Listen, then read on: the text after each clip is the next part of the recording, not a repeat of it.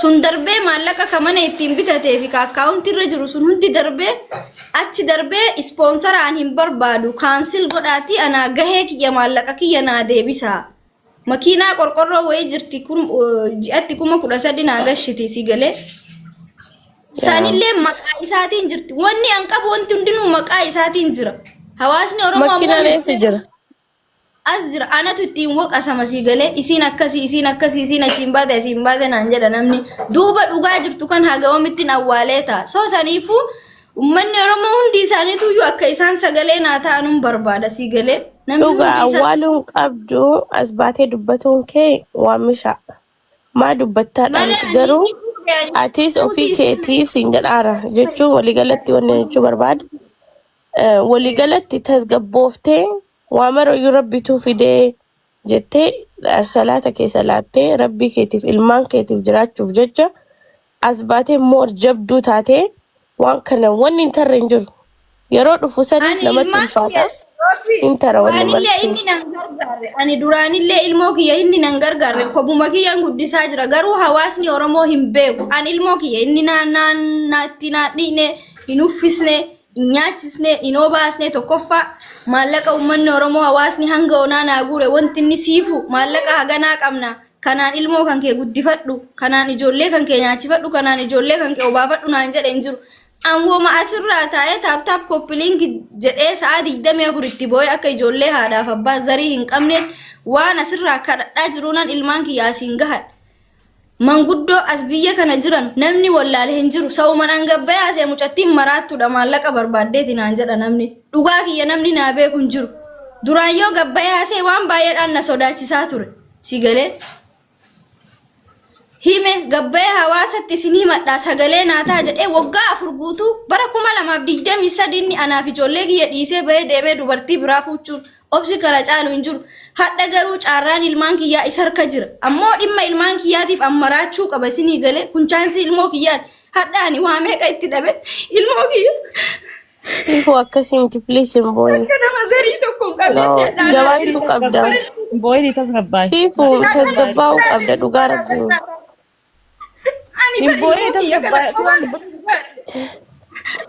ila siifu as bahanii dubbatuun rakkinnan qabu as bahanii dubbatuun rakkinnan qabu garuu miira kee to'achuu qabda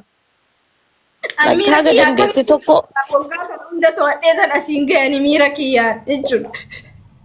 sagalee naataa oromoon kutaa baay'ee waan miidhamtu tasgabbaa'ee miidhama kee ifa gootee akkuma amma dubbatte kanatti yoo dubbatte namni waan si bira dhaabanneef hin jiru kanamummaa qabu kanamummaan itti dhagaam wanni si bira dhaabanneef hin jiru siifu namni ila kakalee olis si guure adda olis si guuruu dadhabu abbaan fedhe waan fedhe maqaa yoo si baase immoo homaa miti maqaan homaa miti siifu wallaahi maqaan homaa miti na abbaan fedhe osoo waan fedheedhaa oole rakkinni ati keessa jirtu siif rabbi qofa waliin beeka namni naa beeka jetteellee hin eegin namni si beekuu hin danda'u siif rabbi qofaa fi ilmaan teessantuu quba qaba waan keessa jirtu jechuudha so namni kalee wali si qabe hadha sin dadhabu inshaallah ali doobbii namni gara biraatti nu hiikkata amma wanni isin beekuu qabdan ani gargaarsa maallaqaa nama tokkorraa hin barbaadu ilmaan kiyyaaf sagalee naata ani ganzabaa miti kanan barbaadu huyna kiyyaa ol ta'e ijoolleen kiyya nama zarii hin qabne taate isin hawaasni oromoo akka abbaan isaanii yookaan zariin isaanii na duuba jiran na gargaaraa jiranutti beeytan dubbiin akkasii miti abbaan isaaniillee quban qabu zariin isaaniillee quban qaban ijoollee kiyyaaf duraan anaaf sagalee naataa turtanii miti obsee kabajaa keessaniifan as ga'e garuu har'a huyna kiyyaa ol ta'e ijoollee kiyyaa sagalee naataati dhimma ilmaan kiyyaa kana gar tokko naa deebisa malee ani maallaqaa miti kanan barbaadu sagalee keessaniin barbaadu an firan qabu bakka sagalee naataa waggaa kana guutuu kophaa kiyya dhukkubsadhee ilmoo kiyyaa asiin gaadhee Sifu koy mi alati yeshiyate emotional tiny koy ka public arretti akkanatti boyni koy atam maal inni gargaarsa kan wanni ati barbaaddu me fact waan gabaabsiti waan ijoo maal barbaadda sponsor barbaaddamu maal inni wanni ati barbaaddu me hawaasni maal akka si gargaaru barbaadda yaada kee gabaabsiifsa dhimboyni ati bakka maal inni me laali yaanni kiyya sponsori kiyya maqaa isaatiin jira eshi emailii file number nu dhorkate emailii nuti sponsor ittiin galfanne nu dhorkate hin kennu jedhe bele warra ispoonsaraatiin bilbilee ispoonsara san kaansil godhaati maallaqa kiyya naa ergaa jedhe. Isatu jedha. Eeshi. Biyya kanallee dhufuu hin danda'u naan jedhe. Eeshi. Ammallee makiinaa tokko jirti makiinaa sanillee na duuba gurguraati maallaqa naa ergaa jedhe. Eeshi. Ani dhimmi ilmaanii nan galchuu ilmaan kana akka feetetti guddifadhu sillee ijoolleellee jireenya kiyya keessaa baasee jira jireenya kan kee dhuunfaa jiraadhu naan jedhe. Amma abbichi jechuun gaafa dhiifama naa godhate namtichi jechuun abbichi ispoonsara dura isinii ta'eeti akka ijoollee maqaa isaatiin jirtu akka dhimmi kee marti maqaa isaatiin walii hidhannaa qabu beeku kuni dhimma kan kee rakkoo kan kee kan akka ijoollee kana kophaa guddistu akka ijoollee kana keessa ati biyya kana keessa.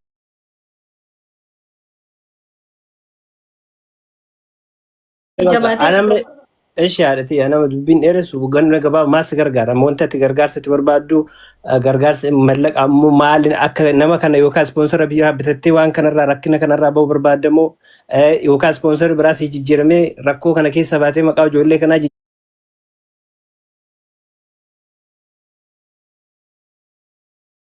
jiru na fakkaata. Wanti amma isin jirtu laal namni kun gizee hedduu amma akka isirraa hubadhetti namni waan bakka rakkoo isii kana akka hubannu barbaaddu na hubadhaadha mala amma isin sagalee naaf ta'a na hubadhaa miidhameen jiraadha jechaa jirti. Rakkoo isin malee gargaarsaa miti achirraan immoo ispoonsarrii ilmaa kee akkam isin jettutti ani ijoollee kana kophaa usmee faa jeneraal faa galchi ijoollee waa dubbachuu dandeessu laal. Amma ispoonsarri jechuun maqaa isaatiin jira jechaa jirti sigaree ispoonsara sanirree akka nama tokkotti biyya kana bahuu qabdi ijoollee qabdi jireenya jiraachuu qabdi makiinaan immoo biyya tana jirti makiinaan jechuun makiinaan maqaa isaatiin jira yoo ka maqaa isaatiin jiraate akka seera biyya kanatti waan maqaa keetiin jiru waa gurgurachuus ni dandeessa beekte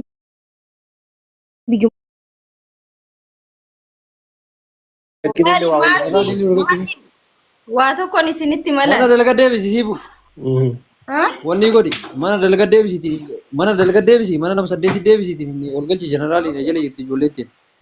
Okay maakii ilaali wanni ani isinitti muu qabu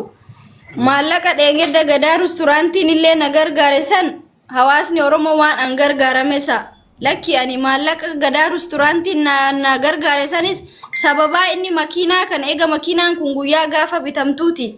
Galii silaa mootummaadhaa galchan hin galchine an maallaqa kana makiinaa duraanillee ittiin fayyadamaa hin turre isumatu makiinaa ittiin fayyadamaa ture eega inni hidhameetu baatii sadi eega gaheen maallaqa san isaaf jechan fuuchuu eegale sanuu na dhorkatanii warri masuulinnatii makiinaa sana ofirraa sanuu amma digale maallaqa gadaa resturaantii naa guure san sigale ani homaa sumunii tokko irraa hin fayyadamne makiinaan sun qabamtee makiinaa sanan ittiin baas sababaan isiin qabamtes ulaagaalee seera isaa hin guunne eega guyyaa gaafa bituuti baajata mootummaa waan hin galchineef qabamtee $3,300 makiinaa sanan ittiin baase akka naa beektan wadda isinii baasu jechuudha. Anu dhageen mootummaan biyya tanaa makiinaa qabdee jechuudha. Qabdee tan maallaqa saniin baase anumaa wanti makiinaan kunillee eega gaafa bitamtuuti ani homaa irraa hin fayyadamne inni qabamee mana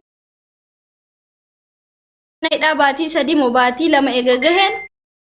maallaqa san gaafa rakkadhee waan an ittiin deddeebi'u gaafa dhabu kennaafii jedhe mana hidhaa keessallee taa'ee kanan an asii isaa akkanatti sagalee ta'u kanan asii isaaf ilmaan isaati akkana boo hidhaa keessa taa'ee makiinaa sana gurguraati maallaqa lafa naa kaa'aa jechaa ture sigale waan kana hunda ammoo amma eega inni mana hidhaatii baheen dhage akkasuma ammoo ammas dhiibbaa gochaa jira naa ergaa makiinaa gurguraati gaafa inni jedhu an qoosaa si'aa jira. Dhumarratti amma ammoo bultii biraa jaarratee jireenya biraa eegalee jechuudha. Kana waan na gootan na godhaana naa hubadhaa hanga onaa kophaa kiyya akka ijoollee kana guddisaa jiru ammas ammoo haalaan keessa jiru ilmaan kun keessani akka gootan godhaati baqqaan akka dubartii tokkotti miidhameen jiraan wallaahi naasa'uu hin danda'an waan inni na godhe.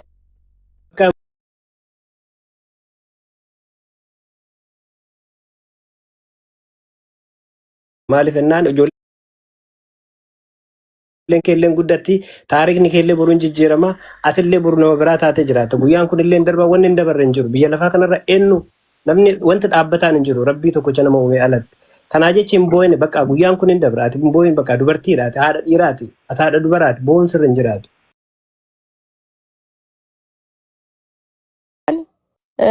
Wan dhugaadha nama dhagama ilma namaati. Shabara takka teettee yoo ka boottee if cinqitu taate siifu kana caala daranuyyuu sadarkaa maraatuuf geessita. So akka ta'eenis ta'u gara fedheenis yoo dhufe Rabbiin gaditti atiif jabeessuun dirqama sirratti. Maaliif tokkoffaa ofii jiraachuu qabda. Lammaffaa ilmaan keetiif jiraachuu qabda. Si galeemi ilmaan keetiif yoo ati jabaattee hin jiraatin hin ulfaata. Ani amma bar dhimmi anamma ittiin haasa'u jiru kun dhimmi kun bar fuutii isaa na aarseetii miti si galee. Fuutii isaa kun anna aarseetii miti yeraasu guddaa hin waafuudhu annan galchu garuu waan kana hawaasni beekuu qaba akkamitti. Yaa rakkina keessa jirta naaf gala. Sponsorri kiyya isa Rakkina malee keessa hin waan ta'u. jirtuuf dubbata hartaami. Ani taa'ee isa eeguu jira. Sponsorri kiyya kun isa malee hin ta'u. Makiinaan nuti qabnu makiinaa takka qabna suni maqaa isaatiin jirti. Sanillee gurguraa na ergaa jechuu jira. Warra sponsoraatiin illee bilbilee ani sponsoran barbaadu maallaqa na ergaa jechuu jira.